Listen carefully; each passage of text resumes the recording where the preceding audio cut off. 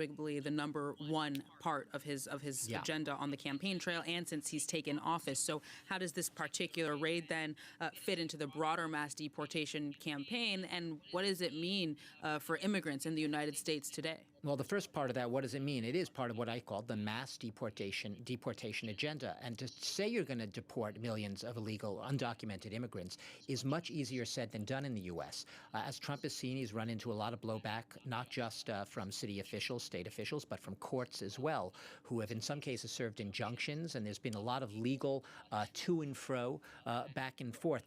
But what we have seen is, you're absolutely right, this is nationwide, right?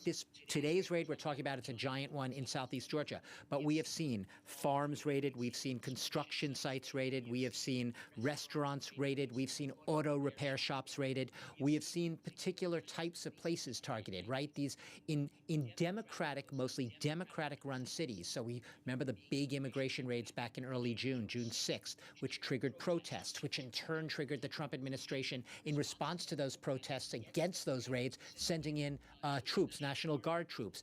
We have seen troops and also deployed in Washington, D.C., the nation's capital, in that case to curb crime, as the Trump administration sees it. We've seen threats of escalating arrests in Chicago, where there's been really big blowback from the governor there as well. And outstanding, is it going to happen in Baltimore? Is it going to happen in Boston? Is it going to happen in New York City? Is it going to happen in even New Orleans, Trump has suggested?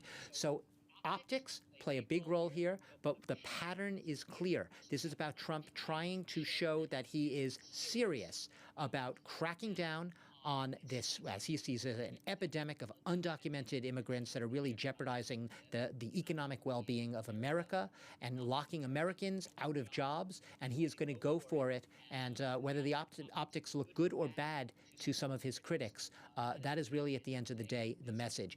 Immigrants themselves are left out high and dry a lot of the time. There's been a clear change in their behavior from a lot of reports.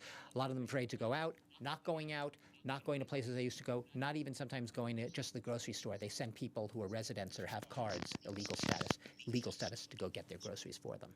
Douglas Herbert, thank you very much, as always, for that context and analysis.